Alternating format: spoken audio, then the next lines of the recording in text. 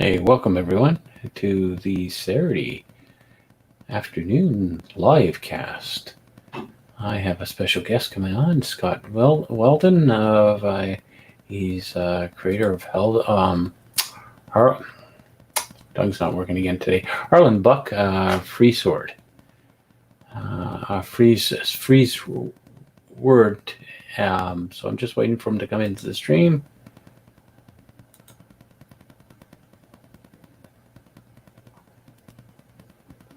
And then we can get going with the live stream here.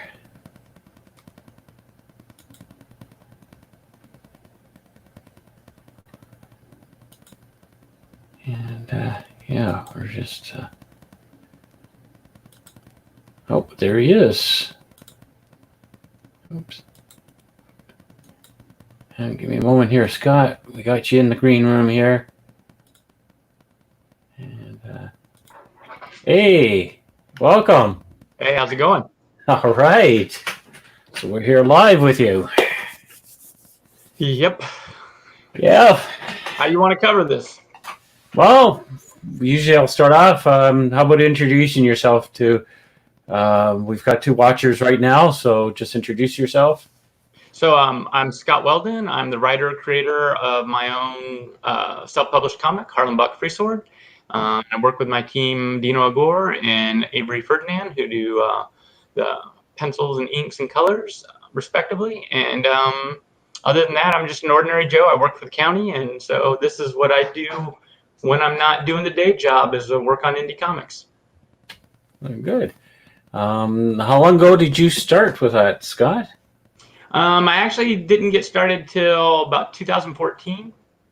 Mm-hmm. So I actually had no idea that you could do like self-published indie comics, like realistically. I mean, I knew about the old school stuff, like, you know, the old black and whites and stuff the guys would do, but they would still go through Diamond, right? You'd still find them at comic shops.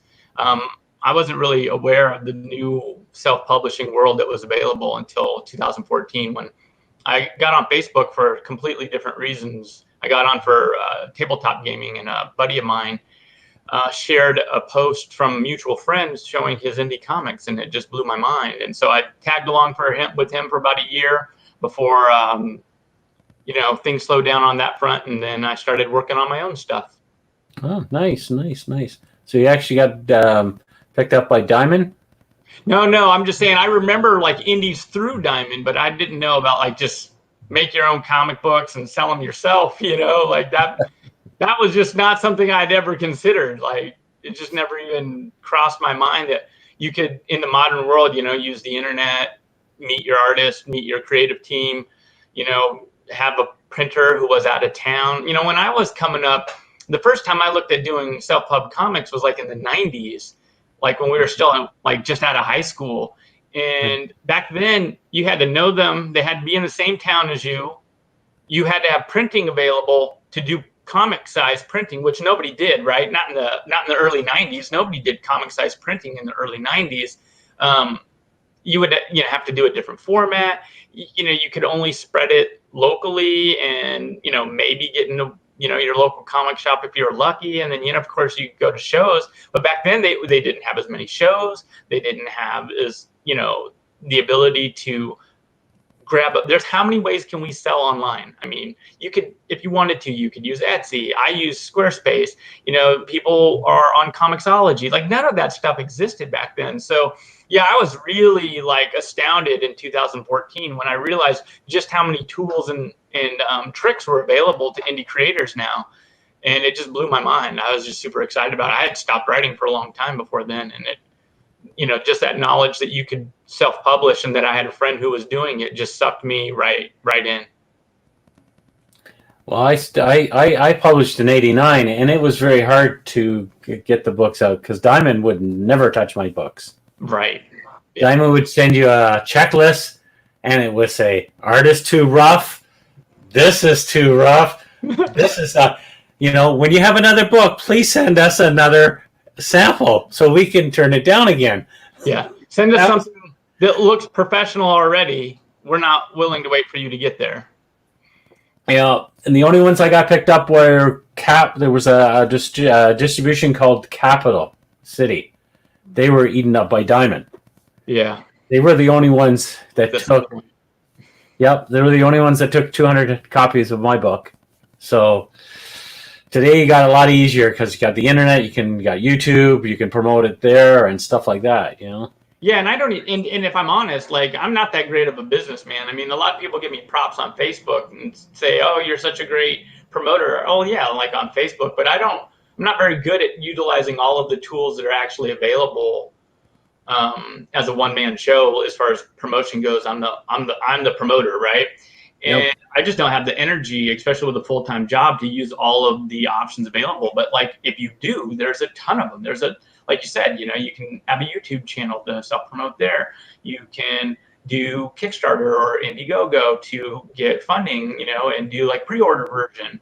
Or you can have a web store like I got, or you could have multiple places that you can combine all of these, right? Or you can, like, I also have because I got Kablam printing my books now, like I can use Indie Planet, and and eventually when I start getting all my stuff ready for digital, I'm just going to let them do it for me. I don't even think I'm going to have the digital on my website, and just if people want digital copies, I'll just direct them to Indie Planet whenever I stop being lazy, get that set up.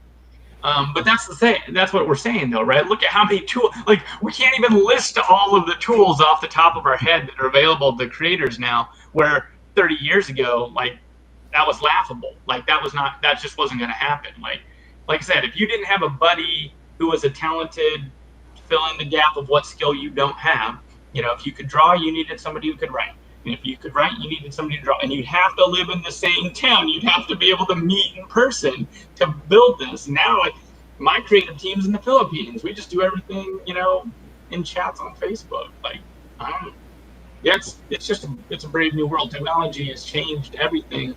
But I think it's more than technology. It's like technology is the easy out, right? Because it's the connectivity. But it's more than the technology. It's because there's a freedom that comes that you have to choose to use the technology that way, right? I just think that once people saw what was available, they started using it like more and more. Like, how many of us wouldn't have even tried to I didn't until it was made easier. And once it was made easier, the floodgates kind of opened, and all these people that would have liked to do this, jumped in because they could. Yeah. Talking about like when I did my book, I knew a few people that were artists, but I went the route of doing it all myself, writing, drawing.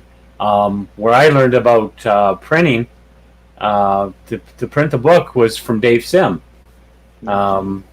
because Dave Sim lived in the same town as I did. So I had access to Dave Sim. And you could just ask. Yeah, I was just like, Dave, well, he would have it in the book anyway. If you looked at the bottom, it just said where he had it printed. So Windsor, for where I live, is only a couple-hour drive. And so I think I just called him up and said, hey, I got a comic book. They said, well, just send down the artwork.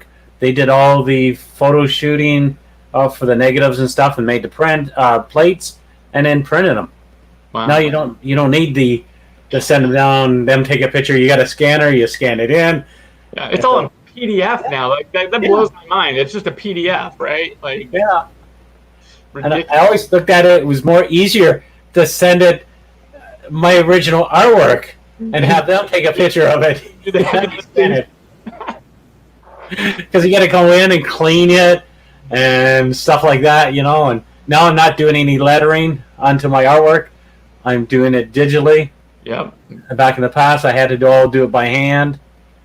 And I wouldn't have lettered if I had to do it by hand. I wouldn't have trusted my ability to be consistent with my handwriting. I have decent handwriting. I probably could have pulled it off, but I don't know. I don't know if I would have been happy with it unless I was doing a black and white book. Funny enough, like, here's my bias when it comes to indie books. If it's black and white, it's okay if it's a little rougher. I feel like it's almost cooler if it's a little rough around the edges in a black and white book. But a full color book, I think the expectation immediately changes on what's acceptable. And I think that's part of the joy of black and white comics. And there was actually some discussion at the beginning about whether or not I would do black and white, but I love black and white comics and I love black and white indie comics. But I just knew that it would narrow my market, that fewer people would pick it up just based on that. And all you have to do is, go on social media and be like, hey, do you like black and white comics? And you'll see that there's a niche group of us that do. We do like black and white comics, but most casual comic book fans or regular comic book fans, pretty colors. That's part of what makes comics pop. I mean, that's what I'm looking at when I go into a comic shop, right? Is all these cool color covers. But yeah, if I was doing black and white, I would have allowed a little bit more rough around the edges feel to it and would have been acceptable. But as soon as I decided to go color, it has to be digital lettering. It has to look as clean as we could make it, and then keep refining as we go forward. Right. Interesting with black and white, because back then when everything was a black and white boom, it was because of the Ninja Turtles. Right. And when they exploded on the scene, well, Dave Sim was publishing long before the Ninja Turtles. Right. But it was Ninja Turtles that sort of legitimized indie comics in a different way. Yeah, so you had everything out there like Black Belt, Radioactive Hamsters or something like that. And a bunch of other. I had number one of that. I tried it. I bought that comic. Oh, yeah? It didn't match up to Turtles. Yeah, I don't think I ever checked that one out. I got a whole bunch of other ones called Fat Ninja or something like that, and I found Ninja Turtles at a store. I think it was number 2 I bought, and I was blown away with the book. Plus, it being oversized too. My friend, I think that's how I found them. Well, the store I got it at, you weren't allowed to look at comic books in the store. You weren't allowed to get the book and flip through it. He had them in plastic bags, and he would bark at you if you went and took it out in the store and read it. And I'm like, okay, Phil, I'm going to buy it. It's I think, what was it, $2? $2 or $1.50 or $2.50 or something like that. And I was like, okay, I'm going to buy this. It looks cool, the cover, the blue cover. I'm going to buy it, and I'll check it out when I get home. And when I got home, I said, wow, this is a good book, Yeah. It's crazy, though. If my introduction to a comic shop had been somebody who was stingy about letting me flip through comics, that guy would have sold me a lot less comic books. Yeah. Because when I got introduced to comic shop, comics beyond known IP that I would get at the grocery store or at the liquor store, was all new to me, right? So I liked being able to go and check out stuff and flip through things and check it out. And to be honest, if I had more money as a kid, I would have bought a lot more stuff that, because there was a lot of cool, stuff that I would look at, like Grimjack or Dreadstar or whatever. I'd check them out, but I wouldn't buy them because, at the time, I just couldn't, I didn't have the money to buy all the things. And a lot of the cool indie books in particular, they'd be higher print cost, right?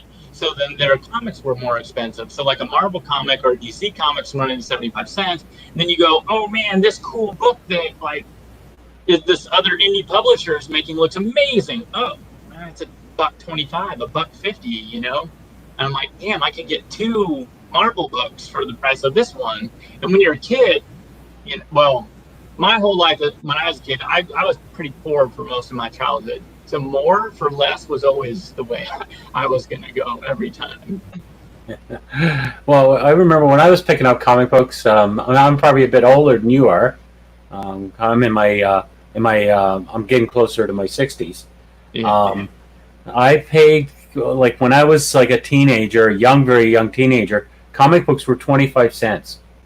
Yeah. And I was getting a $5 allowance. Wow. So, wow. Yeah, it was a lot. $5 allowance when 75-cent comics were the thing. And I was just going into the store. I wasn't buying everything, but the $5 a week allowance would last me, almost a week. Right. I could go and get bars because chocolate bars didn't cost that much, or chips. And pop didn't cost that much. The price of a comic. They were always strangely equivalent to the price of a comic. Yes, they were. Yeah. Yeah, the price of a candy bar and the price of a comic were very similar. Yeah. So, but yeah, I had enough to go. I walked into this one store. It was in a town called Preston. It's now amalgamated with another, like 3 towns called Cambridge. And this one convenience store I went into is called Lou's Variety. It's not there anymore. It's been bought out. They retired and stuff like that. And you walk in, and it was just a row of magazines. It started with the adult magazines at the edge of the aisle. It would go down to, I don't know, I think hobbyist magazines, then comic books, and then I forget what happened afterwards. Like it had some science fiction. Yeah, so it was like you walk in and it's like a candy store. Yeah, and I've been away from comic books for a couple of years, and you come in every Friday.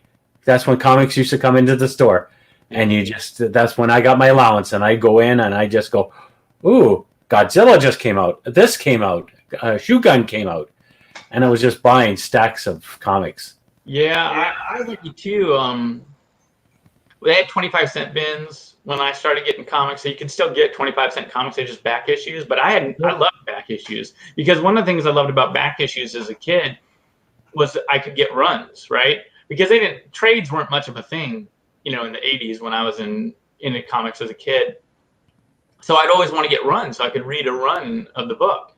And I also was lucky enough that the first comic shop that I regularly shopped at hadn't raised their back issue prices in 10 years. So, I was still getting back issues of X-Men out of the back issue bin cheaper than the cover price of a brand new issue. I was still getting, 40-cent, 50-cent back issues. It was great. So, if I could go to the comic shop with $5, I'd buy the current issue for 75 cents and then raid the crap out of the back issue bin. So what got you interested in comic books? Well, I'd always read comics. My mom was a comic reader when I was a kid, so she always got us comics at the corner store or whatever. And so I was always an avid reader as a kid. That came from my mom. But I would just read the occasional Star Wars comic or Battlestar Galactica or later on G.I. Joe, whatever was tied to like what I thought was already cool from TV or, the movies or toys. If it was related to something else I already liked, those were the comics I would get. And I didn't care about like getting everyone that came out. I would just randomly get them here or there, willy-nilly, just whatever looked cool. Or, when you're a kid, hey, Mom, can I get something? Can I get something? So she'd say, I could get a comic book. So I'd get a comic book. If I could get candy, I'd get candy. But it wasn't until I was in 5th grade and a friend of mine who was a big comic fan brought X-Men 207 to school and let me read it on recess or lunch or whatever. And my mind was blown. I was like, this is amazing. And then he told me about comic shops. Like I'd never heard of comic shops before. And I think back then, like, I never had seen X-Men at the time. I don't remember ever seeing X-Men in a comic rack, a spinner rack or anything like that. They may have been, but I just never remember seeing them, So like when I went to the comic shop for the first time, I was seeing stuff I'd never seen in a spinner rack or seen at the, drugstore magazine aisle. And it just blew my mind. It just sucked me right in. And like, I immediately went from kid who occasionally read comic books to a total fanboy and just totally fell in love with comics, fell in love with the medium. I started drawing comics, everything. I just, 5th grade, 11 years old, mind blown, dove in. Nice. And so your process for writing, how do you how did you start writing? Because you just write the book, right? And you have the other guys draw and stuff like that. I just write in letter. Actually, I started like back in the day when I was a kid, I wanted to draw comics, and for years I would want to draw comics. But by the time I was a senior in high school, I sort of told myself that if I didn't reach a certain level with my art, that I would just stop. And I always knew guys who were better artists than me, always. And it was like aggravating as hell. Like, I'd draw and draw and draw, but years later I'd realize it's because I just drew the same stuff over and over again. I never pushed myself. I never took real art classes. I never really took a broad scope approach to art. Like I just drew the same kind of cool character stuff over and over again. And so my senior year, I was just like, oh, I'll just write. You know, I'm always coming up with my own characters. I'm always the DM when we play Dungeons and Dragons. I like telling stories anyway. You know, I'll just write. Yeah, that writing's not easy either. And so I would spend a really long time working on writing, and I'd try prose, and you know, I'd wax on and off. And I went on this really long, tedious, dumb journey of trying to just learn it myself. You know, I wouldn't take class again. Same mindset I had. I just wanted to be self-taught. You know, I might read a book here or there, but mostly I just wanted to figure it out. You know, I'd emulate styles that I liked and whatever. And I would just spin my wheels for years and years and years and years. But I always thought that comics is what I really wanted to do. But you needed an art team, all the stuff we discussed at the beginning of the show. And I knew I couldn't do all that. So I tried prose for a really long time. It just didn't work. But I had a pretty good run in the Army. I finished a couple of short stories when I was in the Army around 2004, 2005, 2006. I was writing again, and I was starting to feel pretty good about it. And I thought when I came home in 2007, since I was just going to take and use the GI Bill and do college for a while, I thought I was going to write my butt off. I didn't write anything. And I would end up going 7 years and just not writing for 7 years. It really wasn't until the indie comic scene and realizing I could self-publish and find artists that I dove back into writing. And it, you know, it really felt like it came very natural. And I think part of it was because I was always like a comic fan and because I liked the art first. So I was already a very visual storyteller, but I do write full scripts because I like having a control over the story, and I like setting my story beats. So I do write full scripts, but the way I do it is I tend to do a plot outline, then I thumbnail the whole thing out as if I was going to draw, even though I don't. And then I use the thumbnails to guide me as I write the actual full script. And I just break it all down into segments, plot it out, thumbnail it out. Then I do all the panel descriptions, and then at the end I go back and do dialogue. Then I refine it, do any tweaks through each step of that process. And then at the end, after I give it to the artist and I get to letter it, then I can edit even more. I can refine the dialogue even more. Oh, cool. Now, do you work on a computer when you write it, or do you write it on a notepad or anything like that before you start? I'm not much of a note taker. I don't even have like a Bible for my setting or my comic or any of that stuff. I used to be a huge note taker. I'd always take all kinds of notes. I'd always have a notepad with me because everything you ever read says, hey, if you're a writer, always have a notepad on you. And I still occasionally write ideas. Like if an idea spontaneously hits me and I'm somewhere, I will take a note and write it down. But most of it I just keep in my head and just tumble it in my head until I can sit down at a keyboard. Because I found like early on, I can't keep up with myself writing by hand. My brain goes too fast.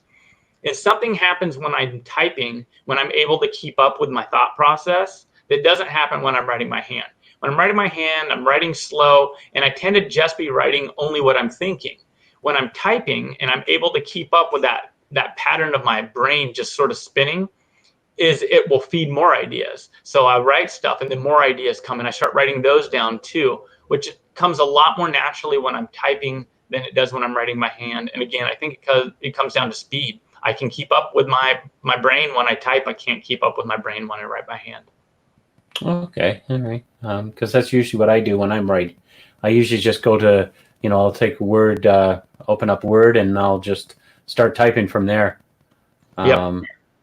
Because I can't seem to get a piece of paper and just sit there and just scribble what I'm, and then sometimes I can't read my writing and go, what did I write? Right. Yeah. What's funny is I'll show you something. So like, there it is. So oftentimes when I'm coming up with a story idea nowadays, right? Sometimes, like I told you, I might take notes, but a lot of times, because I'm such a visual storyteller, this is a sticky note. This is like 1 by 2 inches, right? Okay, and yeah. I'm at work. I have sticky notes everywhere, and I drew what I thought of as a cover, but I knew what the story behind the cover was, right? So I do this layout for this little cover on this 1 by 2 inch sticky note, and I stick it in my wallet and take it home with me. and that's the trigger, right? That's the trigger to remind me of what that story idea is.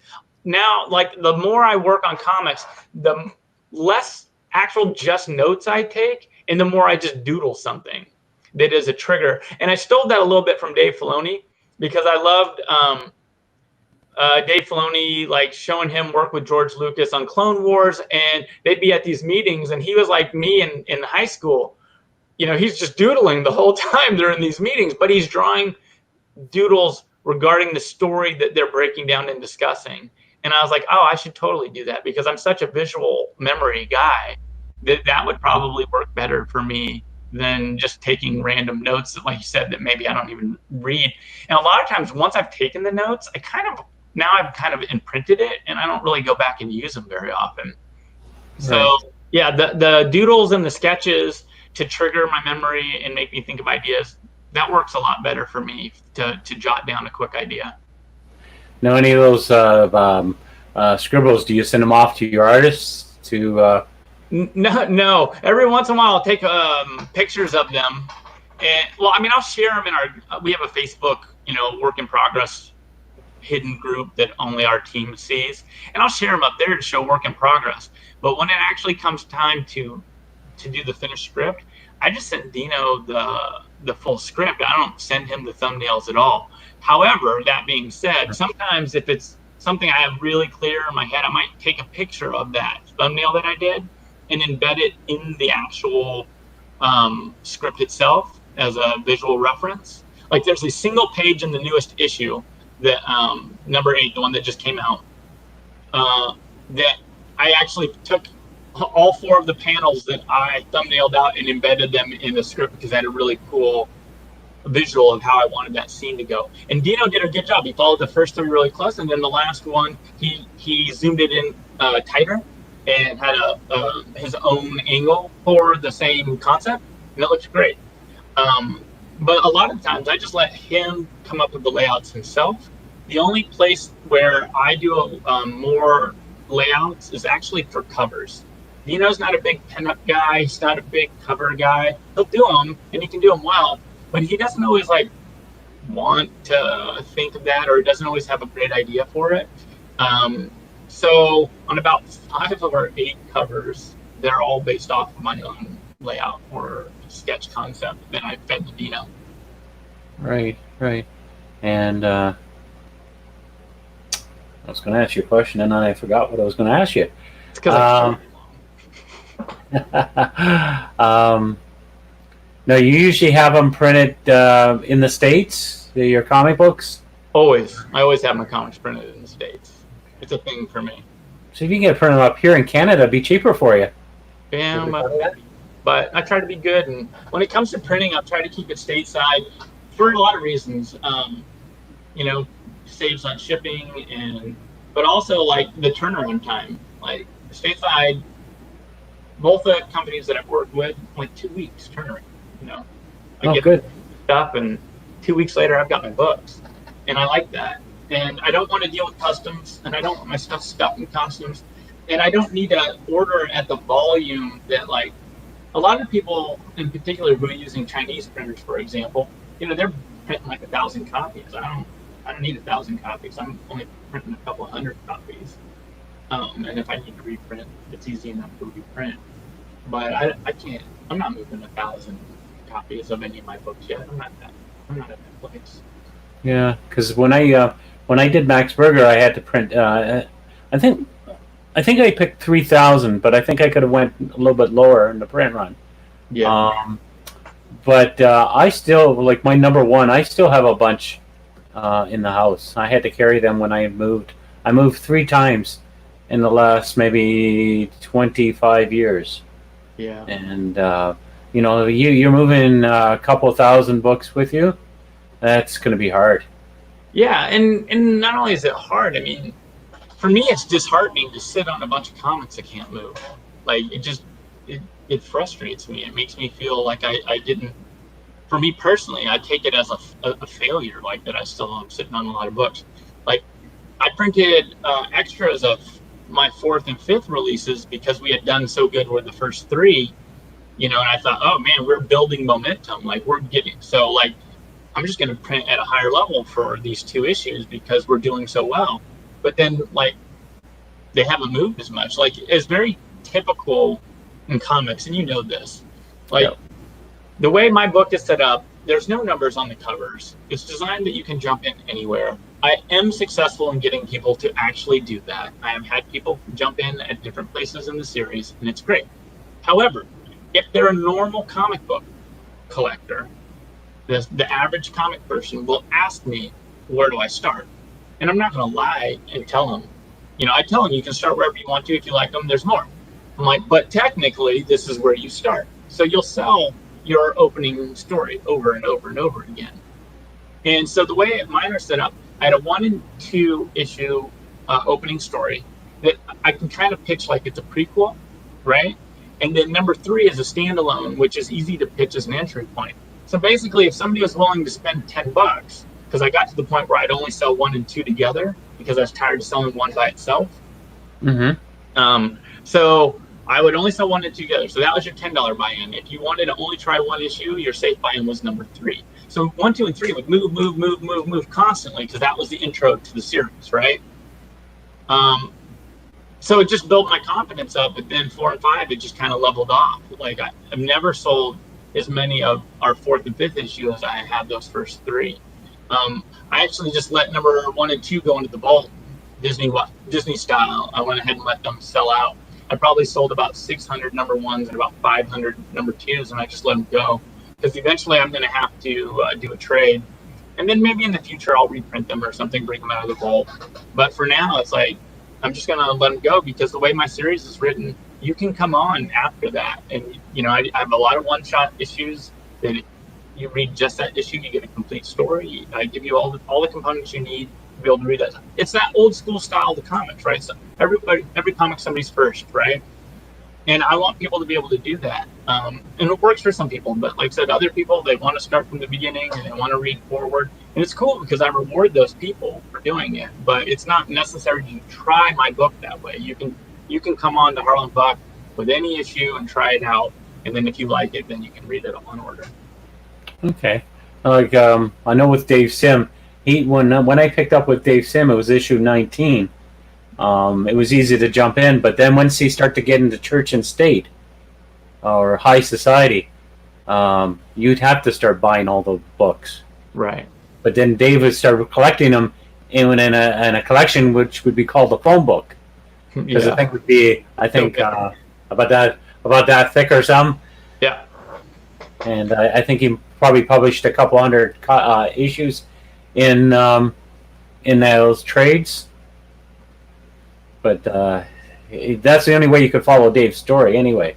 Yeah, see, I try to keep mine episodic, but there is a long arc of the character growth and evolution of all these relationships between the main characters.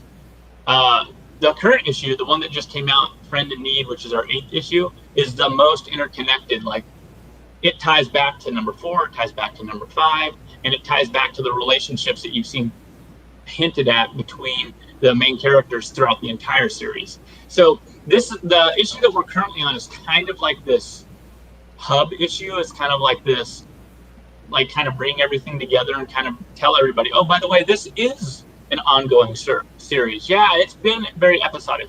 It has felt like these little one-shot adventures, but from here you can see how interwoven it really is. And so I kind of shout out to stuff throughout the whole series. But you could still just grab the issue and read it. Like, you wouldn't be lost. You would just be missing out on stuff that the regular readers will pick up on. They'll know who these characters are that reoccur. They'll know when I'm referencing something else. They'll have an idea of what I'm talking about. And that's kind of the thing, is I try and make all those connections subtle so that you're rewarding the people that stick with your series, but not so heavy-handed that, because for me personally, there's nothing worse than picking up a comic book for the first time and feeling like there's an inside thing that you're not in on. Like, it bugs me. I'm like, I don't want anybody to be able to not be able to just check my book out from any point and feel, I don't want anybody to ever read my comic and feel like, hey man, there's some sort of inside thing here, that if you know, then you know, but otherwise, I feel like I'm missing something. I don't want anybody to feel like they're missing something, but I do want people who are continuing to read the story to feel like they're in. Like, so that's the balance I shoot for. Don't ostracize the people who are just jumping on, but definitely reward the people that are in for the long haul. Yeah, they'll get those little Easter eggs and stuff like that you've planted in there. Right. Yeah. Now with your book, what do you have it printed on? Like, I haven't got a copy. I'm sorry. I've known you for a while. I just ordered a copy today from you. No, I know. I got that order sitting right here next to me. It'll go out as soon as this show's over. I'm going down to the post office to mail yours and one other order I got. And but is it on newsprint or? No. It's on normal comic paper. It's Kablam's default paper stock. I think it's like 60 weight, clear white. It's nice stuff. I mean, their comics are good quality. I was kind of glad when I switched over because I liked my previous printer too. I was doing Greco, aka Comics Wellspring, but I like Kablam. It feels kind of traditionally comic book, even though I don't do newsprint. I considered newsprint at the beginning, but very few printers actually do newsprint. And strangely enough, some of them it costs more to do newsprint printing because it's just not.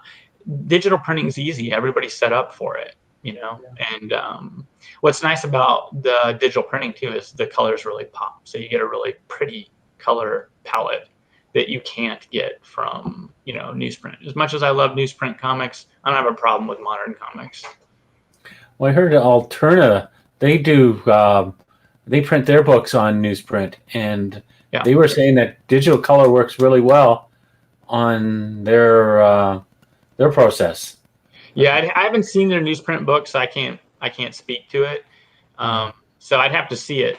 But I do know that, the newsprint tends to bleed a little bit more. And, I don't see how you're going to get all the same contrast and highlighting and shading of colors that you see in modern coloring translated well to newsprint. But like I said, I haven't seen what Alterna is doing with their newsprint comics. I thought it was cool that they were doing them. I think it's great that they're still available. I got that nostalgic connection to them. A lot of comic fans do. But the truth is, 100% truth. Some of my supporters are diehard comic fans like me, been around the block, love old school stuff. Some of my supporters, I'm the only comic book they're reading. They started it because they were supporting me, or they've been out of comic books, but they came back because they liked the type of comic book I was making. And one of the things that comes up a lot on the more casual comic book fans, not the old school diehards that have nostalgia, is they're like, wow, this is really good quality. That higher quality book like catches their attention and it impresses them, because they remember, oh yeah, when I was a kid, comic books were cheap, flimsy newsprint. But this isn't like that at all. This is like really nice. And I've seen multiple people have that reaction to, modern printed books that don't, like I said, aren't as familiar with the comic world. And then they start asking me, wow, you only charge $5? An old school comic fan was like, I can't believe you charge $5 for your comic book. Somebody who's a casual reader is just like, wow, this is really good quality. I can't believe you only charge $5 for this. So. Yeah, I was quite surprised when I went into your website to order that book that it was $5. I probably paid a little bit more because the Canadian dollar is like 65 cents here compared to your. Every time I get a mail order from Canadians for only a single issue of my comic book, I literally kind of go on this little man, Canadians are the best people in the world. Like, who wants to pay that much for a single comic book?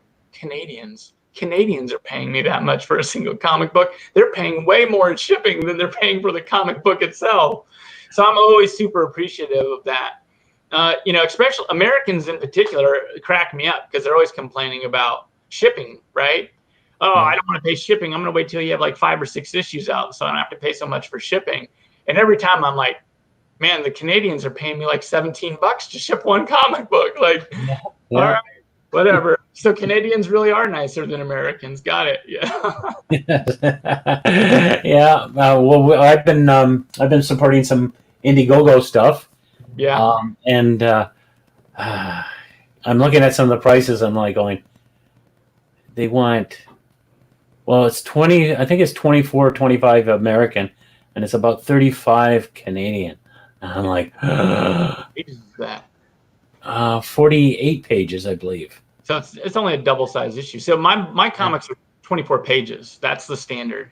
I have a couple that are a little bit less than that, but they're usually part of a 2-part story. So when you add them together, you get almost 48 pages. You get like 46 pages or whatever. Yeah.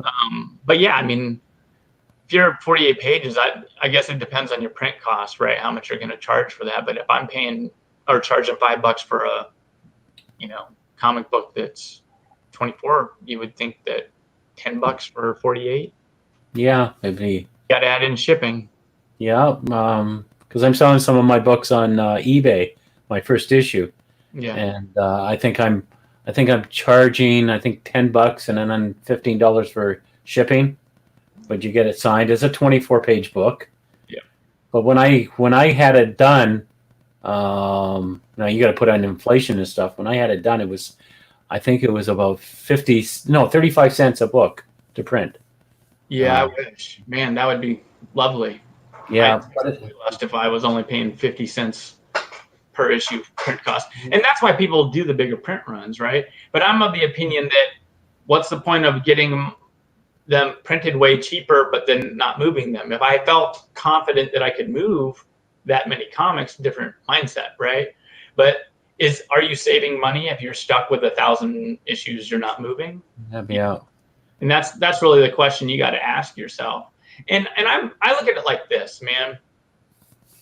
We're self-published indies, man. We're not mainstream comics. You want to compare my cost and what tell me, oh, I can get a Marvel comic for $4. Well, then go. If cost is what matters to you, go get the Marvel comic. Like, go get it. Like, you don't need my book. And I don't mean that in a dick way. I mean that in this, like, blood, sweat, and tears are going into our books, man. We're busting our butts for this.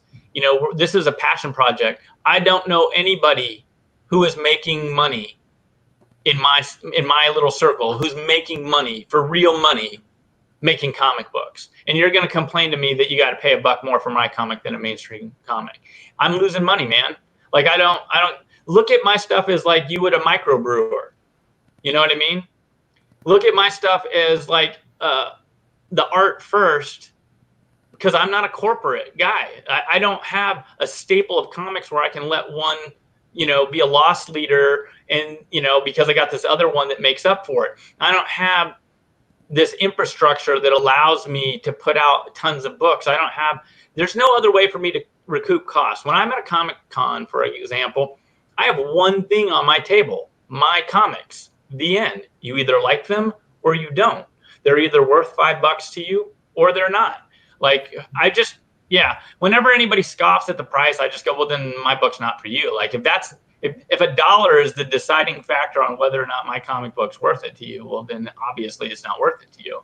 Yeah. But the idea that comics are this cheap throwaway entertainment never went away, even though people stopped throwing them away, right? I mean, the reason why comics were notoriously cheap is because they ended up lining hamster cages. They were used to stuff a hole, in your wall and then replaster it. Like, comic books held no intrinsic value other than cheap, quick entertainment.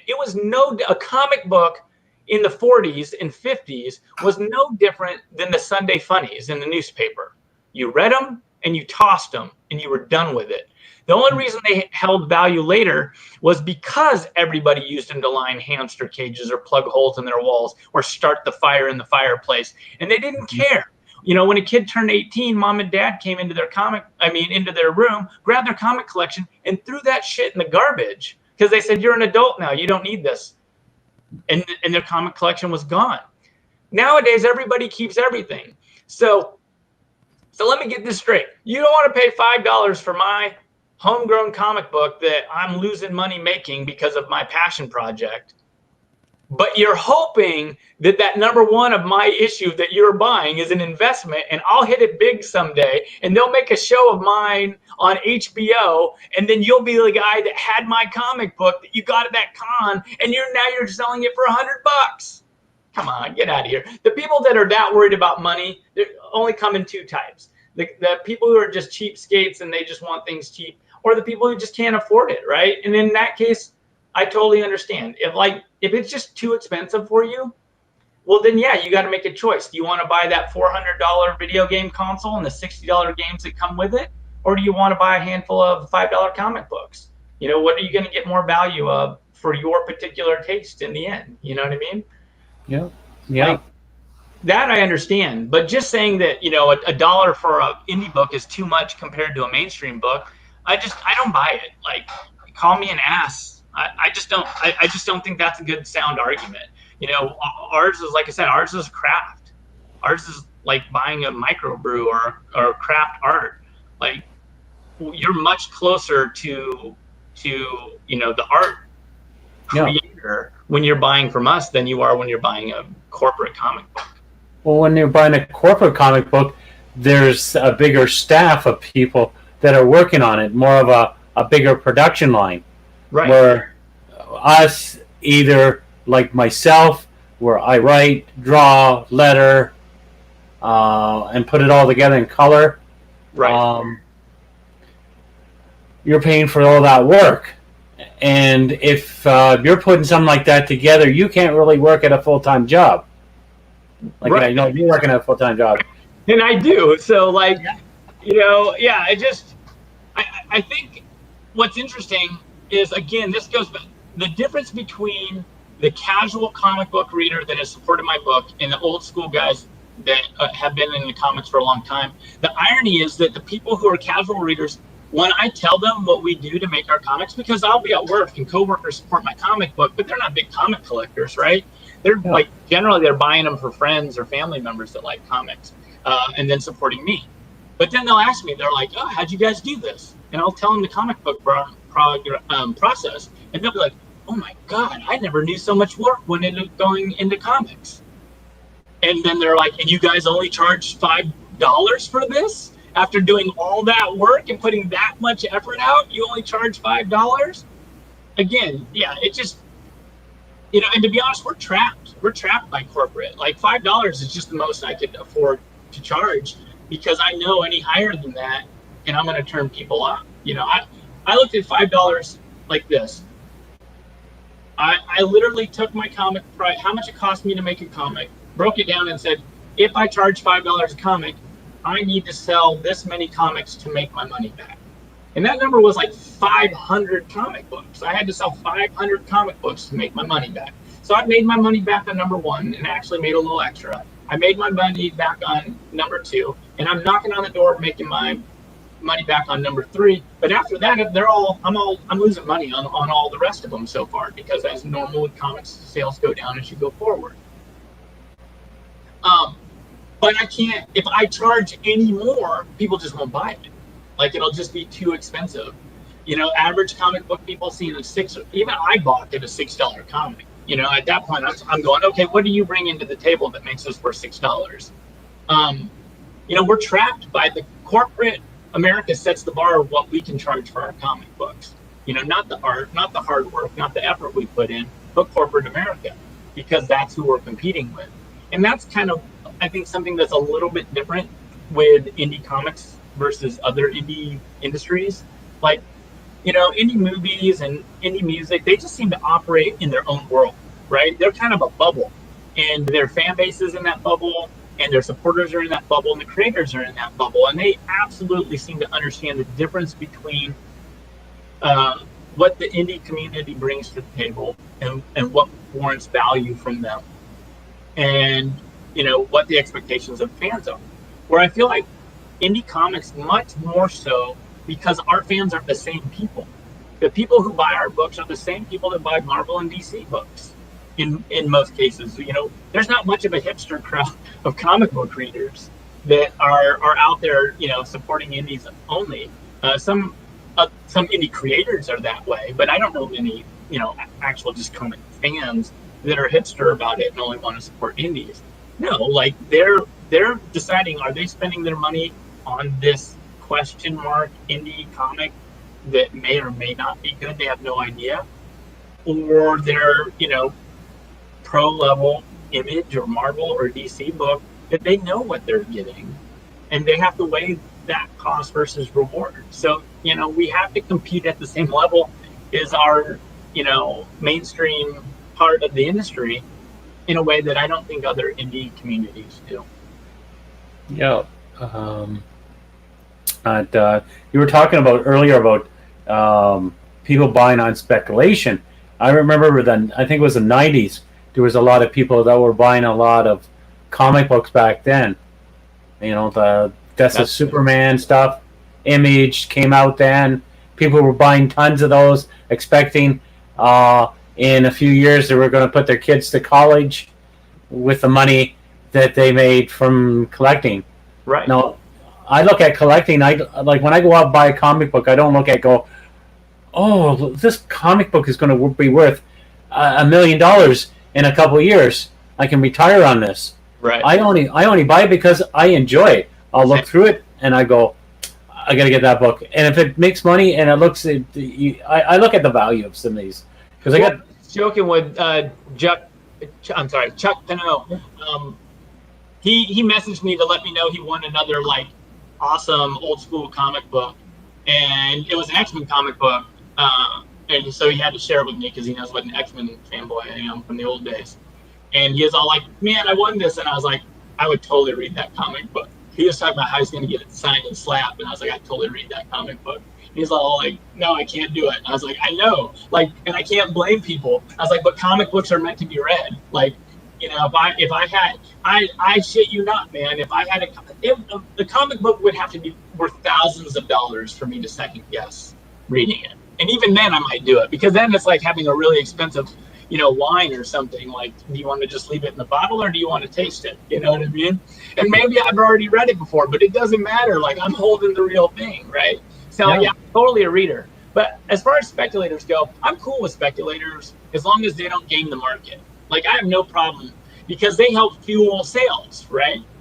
Now, the problem with the 90s boom is it was everybody and their brother was playing the speculator game, not just the speculators. Those guys are always going to be part of the comic industry, and I have a particular beef with them. The only time I have a beef with speculators is when they corner the market, when they suspect something's going to be worth value, and then they go around and buy them all up, and then they're manipulating the price. That's the only problem I have with speculators, is if you're manipulating the price of comics by controlling how many of them are available because you're the one buying them. I have an issue with that. Otherwise, I don't care. They buy comics, right? They buy comics. And anybody buying comic books is fueling the industry. So if they're buying 2 or 3 comic books, then cool. That's 2 or more 3 sales for that comic book, but at the end of the day, that's not what I want comics for. And to be honest, my favorite people who buy my comic are the people who read it and then come back and tell me later that they liked it. That's what comics are to me, is they're entertainment. And as a writer, you're not getting anything that I contributed to my own comic book if you don't read it. If you just buy it and slab it, you're getting Dino's art. You're getting Avery's colors. My words out of the mix. So, like, obviously, as a writer, I'm going to have a little bit of a chip on my shoulder about people not reading the book, because then my contribution to the book is irrelevant. It was so nice when you get a letter from somebody and saying, like back in the old days when I did my book, we got letters in the mail, and it just made me feel so happy that somebody actually enjoyed the book, and then they pointed out things and they go, right, wow, they caught that, Right. Yeah. Like, and because as writers, that's what we want. We want to know who's following the breadcrumb trail, right? Who's picking up the breadcrumbs we leave. Yeah. And I actually got a really awesome email, like, that felt like a letter. Like, because most of my interactions with people who have responded to my comments have been through DMs, PMs, right? They're hitting me up on Facebook. It's rare to get an actual email. So it felt like a real letter. Like, it was like, hey, I met you at a comic shop and bought your comic book, and it's been a long time, but I wanted to reach out before, but it's really awesome, and here's all the things I like about it. And I was just like, dude, this is like a real fan letter, like, because it was an email, and it was set up like that, and it was long. It wasn't just this like little quick sound bite, and I loved it, man. It like really reinvigorated me, and I was super stoked to get it. It felt like I had hit a home run in a big game. You know what I mean? It was uplifting. Yep. Yeah, I got many of those that uplifted. I went to a school once and talked to a bunch of students. They were really young kids, and I got a package with all these kids that drew of the characters. That's awesome. That had, and it was just like, wow, this is beautiful. They did it in construction paper, and then they had the crayons and. Great, man. That's awesome. I even talked about the villain, and the villain's not even the villain's only in a couple pages in my first book. Right. And even when I think I did a drawing for him because they give me a big piece of paper to draw on, and I drew him out, and I even got drawings that the kids remember what he looked like. They drew him with the big claws and the teeth and stuff like that, and I'm like, wow. Yeah, I mean that's what we're going for. And I remember to this day, and I've had some pretty good experiences, but to this day, my favorite moment as a writer and comic creator was sitting at my local comic shop doing a signing. They're always really good about letting me come in and do a signing with all the issues, which is kind of a bummer about the new one. And I'm going to take that hit with COVID-19 gotten us all on lockdown. I won't be able to do these local signings that I like to do. But anyway, so it was our third issue. Harland Buck runs with like this young girl in that story. It's kind of my homage to True Grit because there's a lot of Western flavor in my fantasy adventures. And so this like 11-year-old girl is sitting at the table and she's flipping through that issue. And I can tell she's actually reading it, not just flipping through it. But she's 11. I don't care. Let her read it. So I just let her go because I always have table copies anywhere. Right. So I'm letting her read it. She gets about 3 or 4 pages into that issue and looks up, and I hear her under her breath go, I have to have this. And the reason she's looking up, she's not looking at me. Right. She doesn't say that to me. She said that under her breath. She's looking for mom because she needs mom to give her the money so she can buy my comic book. And I was like, dude, that is everything. That is everything right there. She didn't buy the comic book just because it looked cool. She was reading it and decided she had to have it. And that, to this day, that is my moment of all moments. An 11-year-old kid that was the same age I really fell in love with comics was actually reading the words that I wrote in the story I was telling and decided that she had to have it. That was beautiful. Wow, that is great. Yeah. It's always good when they come by and then they actually come and buy it too. Right. Well, what's funny is a lot of times, especially with kids that age, a lot of times the parents at cons or at signings will be talking to me and I'll tell them and answer all these questions for the parent, and the parent's just like super impressed, right?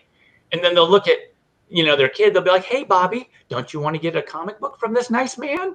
And Bobby's like, no, they don't care. So like, she did it on her own. So like it was a double bonus, right? Because not only did she discover it on her own, no parent pressure to buy it, but like, also not getting dismissed, like I have oftentimes by kids that age, because it's what they're looking for. Well, last convention I went to was we have a free Comic Con up in Kitchener. Called the Kitchener Comic Con. They have it right in the city hall of the town of Kitchener, and it's free admission to come in. And I ran out of issue 2 of my book, but I have number 1s, so I'm only selling them for $2. Yeah. For cover price, and I'm probably losing money because that's a 30-year-old book. And but I have had a whole bunch of kids come up and buy them. They looked through them. The parents looked at them. Okay, $2, that's a good deal, Yeah, no, like, and sometimes you have to take that hit, right? Like I just had a guy who has kind of got like a online comic book shop, called White Rabbit Comics. And he hit me up and he asked about getting my book. And, and I was telling him, I made the deal with him, but I was telling him, I sell wholesale at the comic shops. But when I sell it wholesale, I'm not really I'm making pennies on the dollar at that point. What I mean? But sometimes it's worth it to get it out to new people and have them read it. Because at the end of the day, that's what we want, right? Is we want people to read our stuff. We want them to enjoy our stories. It's not, well, for me, it's not just about making money. The only reason I want to make money is so I can keep doing this. Like, it's not about, if I was just out to make money, comics would not be what I was doing to like scam for money, you know what I mean? Or to have a gig that was about money. No, like I want to put my stories out and I want people to read and enjoy those. And so sometimes it's worth, giving somebody a deal. I've had a couple of people come into my office at work at my day job, and I always have the comics up on the wall there. I have like all my issues, all the actual proofs of every issue that I've done up at my office as a kind of inspiration. And people come in and it becomes this talking point. And I've given a couple of people issues lately because I was like, here, check it out, and just give it to them. Mark it up as, a promo copy on my books and let them have it. Sometimes, it's more important to get people introduced to what you're doing to see if they like it than it is to make the money off of it. Yeah, because they'll tell somebody else and say, well, geez, I read this book. It's really a good deal. You should check it out. And they'll probably check your website out. And then, you've got another order come in. Right. And they'll keep giving you money to keep going and doing what you love to do. That's what we all want to do. Is right. Be able to... That's what this is about, right? Is recycling the money. Like if I could just, my huge ambition is if I could just hit that 500 mark with every issue so that I'm paying off my artist and paying off my print cost, and then I can do this all over again. That's cool by me. Like I'm humble. Like I'm not asking for a lot in this world. I just want people to read and enjoy my stories. And luckily, what I found with Harland Buck, is when I made it, I knew I was doing something that was for me first, right? It's low fantasy. It's got a lot of Western influences, so it feels like a low fantasy Western. The main character is very much sort of the classic gunslinger archetype. The supporting cast is like, the equivalent of the soldier or the sheriff and the saloon girl, right? So I pull a lot of that stuff in, and so I'm like, it's low fantasy. It's kind of got Western themes. It doesn't have high stakes. It's very character driven. Nobody's saving the world. There's no big war to save, mankind or, keep the evil forces from overcoming all the lands. And so I knew that it wasn't going to be for everybody, right? It's old school pulp, episodic adventures with character focus. And I knew that, not everybody would like it, but hopefully some people would. But what I've discovered is that the people who like it really like it. Like they really like it. And that's been super rewarding, right? So, if I'm only going to have a small fan base, I'd rather have a small fan base that was like, yeah, but I really love what you're doing. And not just a small fan base that is like, hey, we like Scott and we want to just support Scott. I'd much rather have it be what I seem to have, which is, a few dozen people that just think my comics are really cool and want to keep getting them. Now, is there any other stories that you want to tell other than your book you have now, or do you have ideas? I have a ton, like all writers do, right? Yeah. But I just don't have the resources. So like in the back in number 7, I talk about how I was going to start a second title. I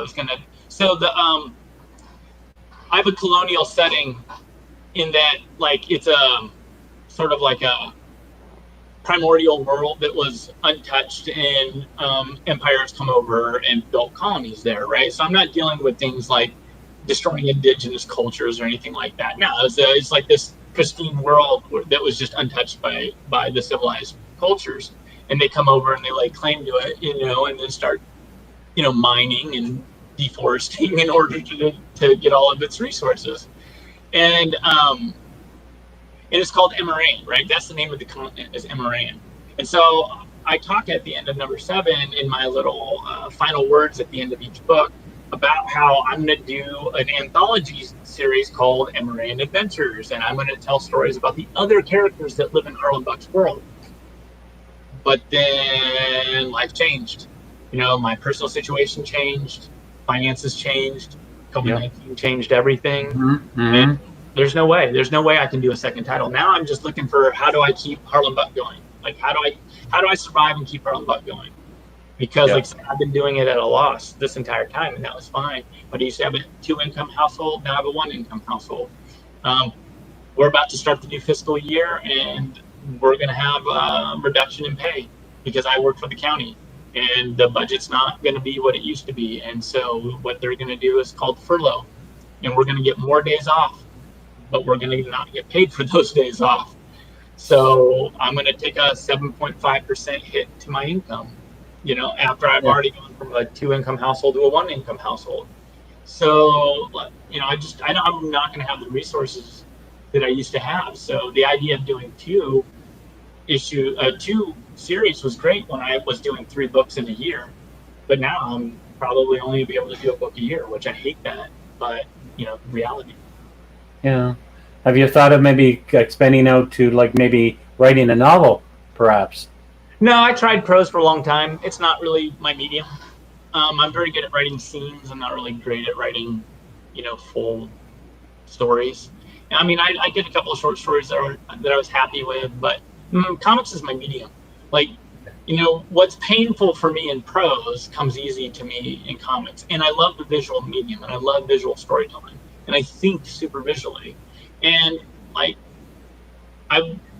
comics is where I belong. Like I said, I tried to play that game with prose and not have to rely on anything else for a long time, and it just never really worked. But as soon as I started really doing comic books, pop, and I was like, yep, I wasn't lying, man. This is where I should have been the whole time. Yeah, that's what's in your blood. Right. Yeah. Because I considered a few times taking Max Berger and doing novels on him. Yeah. I mean, it works for some people. Some people have the skills, man, and they have the passion. They can do both. They're just writers, right? Some people are just writers. And I wanted to be a just writer at some point. Yeah. But I've discovered I'm not a just writer. I'm a comic book writer, and I'm okay with that. Like, I don't feel limited by that because I'd rather work in a medium that I feel strong in. But yeah, some people can do both. So if you can do both and you feel good about what you're producing, I say go for it. Well, look at Neil Gaiman. He dips his toes in both comics and novels. Right, and Chris Claremont is like my childhood reason for wanting to, tell my own comic book stories, and he did novels too. Yeah. But at the end of the day, like I'm a visual storyteller. I like pictures, and I like visual storytelling, and I like focusing on dialogue and not describing, the background, and I tell really episodic stories. Like, so even if I were to write prose, I'd probably do mostly short stories anyway. I'm like, it's so interesting for me to think about how fantasy and epic kind of go hand in hand, right? You say fantasy and people automatically think about, Lord of the Rings and Game of Thrones and like epic stuff. And here I am just telling the story about a mercenary going through his life and trying to figure his shit out. It's just a different scale, man. It's just a totally different scale. So usually, your story usually takes place in in the past, is it? It's my own made up world, but it's a medieval fantasy setting. Yeah. So it's kind of like Conan, kind of in that. Yeah. I mean, Conan was an influence. D&D was an influence, but I don't do like classic high fantasy, and I'm not quite sword and sorcery, but I'm closer. On the scale, I'm closer to sword and sorcery by far than I am high fantasy. Okay. All right. I guess we've been on here for about an hour and 8 minutes. That sounds like me. Yeah. I've usually gone longer for about 2 hours on some stuff. But it's been really great talking to you. If you want to continue on, we can do a little bit more if you want, or do you have any specific questions or anything you want to ask that we can be informative about? Sure. Well, I'm waiting for people to leave some questions here in the chat. Well, we got one, but I don't know. I don't understand this one. It says, "Show me a white girl." I don't know what that was. Somebody from YouTube commented that up, so that's why I didn't show it up. It came up half an hour ago. Yeah, I have no idea what that's about. I mean, I don't know if they're talking about my comic book because the love interest for Harland Buck isn't a white woman, or if they're just being facetious because they would rather have a white girl as a guest than me. Yeah. No, this one this is a friend of mine, so I know her She said, "Have a great night, guys." I think it's still daytime. It's at 3 in the afternoon. Predictive. She figured we're gonna talk that whole time, probably. Yeah, right to the night, I guess. I don't know. But so you've got what's the frequency of your books? Well, I was doing one book about every 4 to 6 months, and we held up to that pattern for like the first 6 issues. Yeah. So like we had 6 issues out in 2 years, and then after that it slowed down because that's where things started to change for me personally. And so then we did one book last year. We have this book this year, and the next book probably won't come out to 2021 at the rate things are going. I was hoping to get it out by the end of the year, but I have been the barrier to that. Yep. Because 2019 was hard for me personally, and so I wasn't writing, and I probably lost about a year where I wasn't really working much on the comics other than wrapping up the issue we just released. But I wasn't working ahead for the next thing very effectively, and so I'm still playing catch up. But also, like I said, financial situations. So right now we have the new issue, A Friend in Need, out, and that'll carry us for a little while, and then we're still going to be working on the next issue. I'm working on that script today, actually, after we get done with this. I'm going to go deliver a couple of mail orders and then sit down and get some writing done. Now, do you have a subscription service for people, or you just you sell them as you put them out? Yeah, I just sell them as I put them out. That's just a personal thing. I've actually had people who are regulars ask me like, hey, can we just do a subscription thing? I've had people inquire whether or not I was going to set up a Patreon. But for me, I mean, it was big for me to, like a week before I got the comics, to tell people they could order the books. Like, I'm just, something about me, until I have the product and I can guarantee you it's going to be in your hand, I don't like to take people's money. Yeah, I don't either. Because I got Max Burger #1 redrawn again, about the 3rd time. Yeah. I don't know if I've told you that. Well, I don't know if you've seen the story on Facebook, but originally I drew it on huge, big bristle boards. Yeah. I went to an adult school, and they had an art class in there.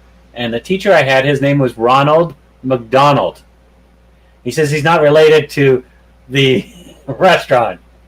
But he has neat parents. Yeah.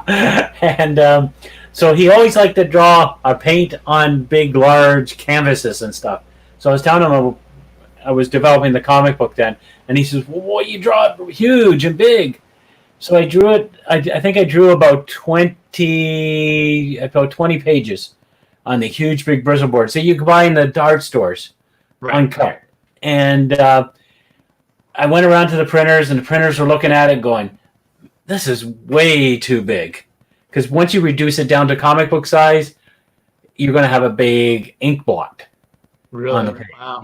Yeah, because the reduction, once it reduces down.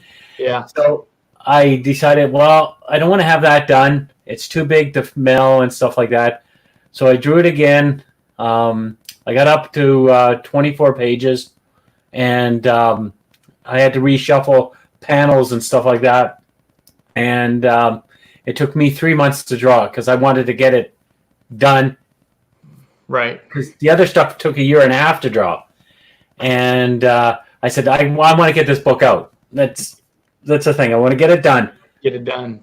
Yeah. So drew it up. I had a friend of mine who did a comic book called Captain Canuck. I don't know if you ever heard of that. I have. And Richard Cumley was a really good friend of mine. Well, he is a good friend of mine. Still is. Went down to him. He helped me. I colored the cover on a photocopy, and he did the color codes for me. Oh, nice. Yeah. So, and then we sent it off. I sent it off to the printers. They took that and slapped the color together on the cover, and I had my book. And I was like, oh, I'm so excited to have this book. Yeah, it's funny, man. There's nothing tops the first time you have your stuff in an actual comic that's a real comic book that you can hold in your hand. I mean, I still get excited, with each issue. I mean, it's a little less with each issue because I'm easily jaded. But now it's something special about seeing it actually come and be a real physical thing. And I think that's a big reason why I'm so pro print. Not only as a reader, like, am I pro print, but like as a creator, there's something magical about having a physical thing that you created that you can hold in your hand. You can't hold a digital copy in your hand. It's on a tablet or a laptop or a computer, but it's not in your hand. Yeah. You know what I mean? And there's something special about having that. Well, the thing with the digital, I kind of like, because my eyes are starting to get a little weakened. With the digital, you can scam it, make it bigger and look at it and stuff like that. My eyes are going too, but they go the other way. So like I can see close fine. It's far away that I'm losing in my old age. So I'd switch with you. I'll switch with you. Lucky me, I can still read and put things up in my face just fine. I need to get glasses, and it was on my radar to get glasses like at the start of this year. Yeah. COVID-19, right? So like, I don't even know, like, because I haven't even been tested yet. I don't know so it's not like just getting a new set of glasses. I've never had glasses. So I got to do the whole thing. I don't even know where to start. And then COVID-19, I don't want to go anywhere. Like, I'm trying to be really good. I got to work every day. And then I go grocery shopping when I have to, and I take walks. And then the rest of the time, I'm just trying to be a good boy and not go out and mingle too much. Yeah, you stay home and do your work then. I should be working more than I have, but it's been kind of weird because I live alone. So like, it's been hard to like settle down and get comfortable. And then I was doing it finally. I was finally making really good progress on the issue. And then I got like 70% done with it. And I was like, I don't like how this is going. I'm going to do rewrites. And then it stalled me out again. But I'm building my mojo back up. I know where I'm going to go with the issue now. I know where the fixes are going to be. And I'm much happier with the version that I've developed after scrapping the one that I just scrapped. So, well, see, I was working a part-time job. They called me a car jockey. Yeah, I worked for a used car lot. So I would take a car from Cambridge. We had 4 locations: Cambridge, Toronto, Queensway, which is near Toronto, Oshawa, which is just past Toronto, and Barrie, which is up north. And I would take the different locations would like to have a car that we have in our lot to show a customer. So I would drive that car up to that location and then take a car from there and bring it back. And so I did that. I've been doing that for a couple of years. And when they closed down, they had to close down because they were an essential service. Right. I was going, oh, this is great. I get to work on my comic. So I think I did 2 covers, 2 wraparound covers. Right. I finished off a double-page spread in the book, and I must have did about 6 pages in the last few months, And see, for me, it was the opposite. I'm an essential worker because I work for the county, and my workload went up. So I was coming home exhausted, beat, because I was just cranking at work constantly. And so I had the opposite effect that a lot of people did. I'm glad to have job security. I'm glad that I'm still working and I don't have to be fearful of that, despite the fact that I'm about to get furlough and have a pay cut for the next fiscal year. But like, I was slammed. I was just slammed. I had so much work to do. I'd just be on my computer, like, because I have a desk job, so I'd be on my computer doing paperwork and processing things on the computer all day long. I just come home burnt. My eyes are tired. My wrists and hands are sore. I definitely didn't want to get on the computer again at home and start typing again at home after just being slammed for 8 hours at work. So yeah, it really set me back. But now things are starting to cut, like that rush that we had is starting to fade off and things are starting to normalize again. So I'm going to use this weekend to get back on that horse and get back riding again. My body's feeling better. My eyes are not so exhausted. So that'll help a lot. Yeah, well, that's what I was finding when I was working with the car place, because sometimes they send us up for like a 9-hour drive. Yeah, it's exhausting. And I'm exhausted because I'm driving. And my co-driver, she won't drive. She makes me do all the driving. And I feel the same way. I don't like to drive. I don't like long drives. I don't mind driving, but I don't like long drives. I'd be that mean person. I'd make you do all the driving too. Yeah, because you're on the highway and you got to watch out for all these idiots that are they don't put their signals on and stuff like that, you know. Yep. And when you're sitting in a car, because most of the cars we got are used cars, so they're not very trustworthy, especially if it's a repo. Yeah. And you got to take it up. But we have one car. My boss, she wanted me to drive it up, and it had a leak in the gas tank. And she says, go out and get one of those gas tank things and fill it up and take it with you. And if you run out on the highway, you can fill it up on the highway. And I said, there is no way I'm going to fill up on the 401. That's our major highway, because that's so busy there. Well, look on the bright side, though. Like, now you don't have to worry about that. Like you said, you're getting a little downtime to get some extra comic work in. You know, take that as a blessing. Yeah, that's what I'm doing. Yeah. Yeah, I mean, because that's the thing is we have to use the opportunities we get, you know, and I'm constantly telling myself it should be easier for me. I'm just writing, right? But I'm so focused on trying to make it the best story I can, and like, you know, and I have my methodical process. You know, writing is not fast for me. Like, it's just not. Like, I have done stuff fast. I've had ideas that just were there, and you know, sometimes you get rolling and you are able to just dive in and stay there, you know. And I finished a script in 2 or 3 weeks before, you know, while still working. But oftentimes, you know, I'll spend 2 months easy on a script, even when things are going well, just because of the way my process is and how I work, and you know, and because I have a 40-hour-a-week job. So you know, we have to work around our most of us have to work around our normal lives and just do the best we can. Yeah. We have to do that. I got another question here, Scott. Like when I write, when I tell people when I write, and they ask you how you come up with the stories, I usually say I tap into another dimension, or I watch a movie. It's like a movie in my head. Yeah. Of what's going on in my storyline that I'm coming up with, either Max or like I've got a bunch of superhero ones I'm working on, and I feel that I tap into their world, or it's a movie somehow I've tapped into, and I'm watching this free movie that runs into my head. Is that the same thing with you? Yeah, I mean, that's part of being a visual storyteller, is like I'll visualize stuff in my head, and I'll role play stuff in my head a lot.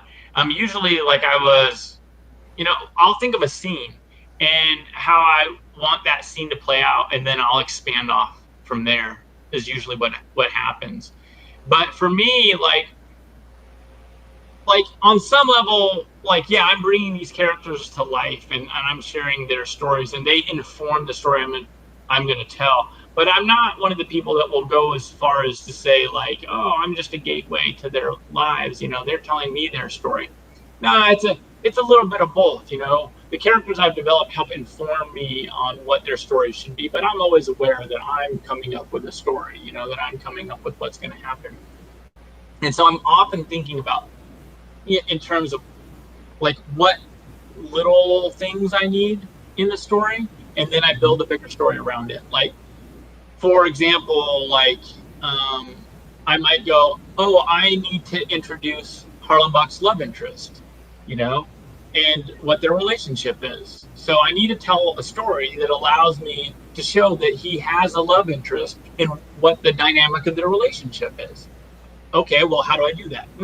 I don't know yet. And I'll just know that that's a story I want to tell, but how do I tell it? And how I'll get there is I'll role play through scenes in my head of how they interact with each other, how they talk to each other, how, you know, what they might do, you know, when they get together, and what that might look like.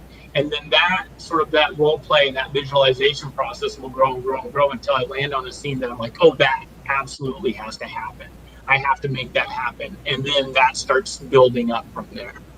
But yeah, I mean, there's a lot of visualization and a lot of role play in my head that I do with these characters. I have complete scenes that I've role played out in my head, and I have never made it in the comics yet, or may never make it in the comics. It might be stuff that happens between the issues, but I know it happened between the characters, even if the readers will never know that happened, you know? Yeah, nice. All right. Anyway, Scott, I'm going to let you go. We've been on for an hour and 24 minutes. It's been great talking to you. Thanks for having me. do you want to plug your stuff before we end the broadcast here? Yeah, sure. So Harland Buck FreeSword is my comic book. You can find it at www.weldonstudio.com. You can also find us on Weldon Studio on Facebook and Weldon Studio on Instagram, or you can follow me personally on Facebook because I mostly talk comics. Scott Weldon on Facebook. And just as a quick, what is my comic book? Harland Buck FreeSword is a mercenary swordsman with a conscience that he just kind of wishes he didn't have. And we meet him at a time where he's surrounded by people who are trying to, tell him he's a good guy, that he's a heroic guy, but he doesn't buy it. He doesn't think he's the heroic guy that these people around him do. And so a big part of his story is, will he ever come around and see himself the way these other people do? All right. And thank you, Scott. And I'm just going to say a couple of things. People on YouTube, smash the like button. And if you're not subscribed, subscribe to the channel. And everybody have a good day. And we're going.